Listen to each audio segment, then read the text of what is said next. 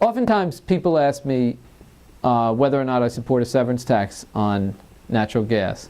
First of all, I think it's important for members of the public to educate themselves about what a severance tax is.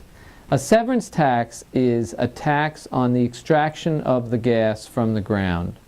And the reason for such a tax is that there's going to be consequences as a result of the extraction of the gas. You cannot pull a natural resource out of the ground without impacting the environment, the social makeup of the community, the roads, all sorts of factors. The question becomes, who pays for that impact? Economists will tell you that the proper way to pay for those costs is to have the end user of the product pay for it. So, for example, if we sell our natural gas in Baltimore or Canada, the end user of our natural gas should include in the price of that gas some amount to compensate the people in Pennsylvania for the social and environmental costs of extracting the gas.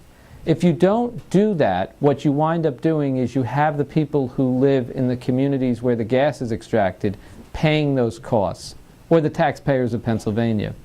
Now, this is not going to take money away from the private landowners who own the properties where the gas is extracted, because the cost is ultimately passed on to the consumer.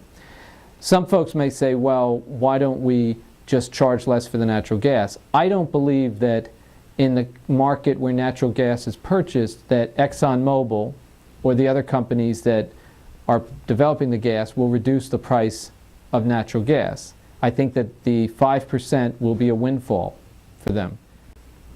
Natural gas is priced in a regional and national market, and I don't believe that the companies selling the gas are going to reduce the price by the amount of the severance tax. In fact, I think they probably are calculating in their business model that there will be a severance tax in Pennsylvania because 14 other states have one.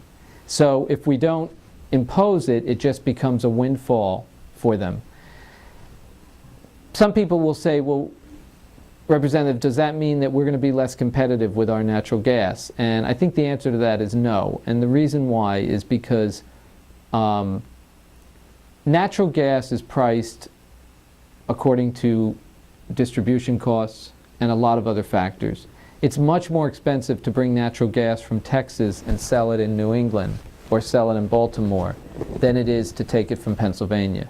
So we're going to be very competitive. Also, we're going to be competitive because our gas is some of the finest gas in the country in terms of the purity of the gas.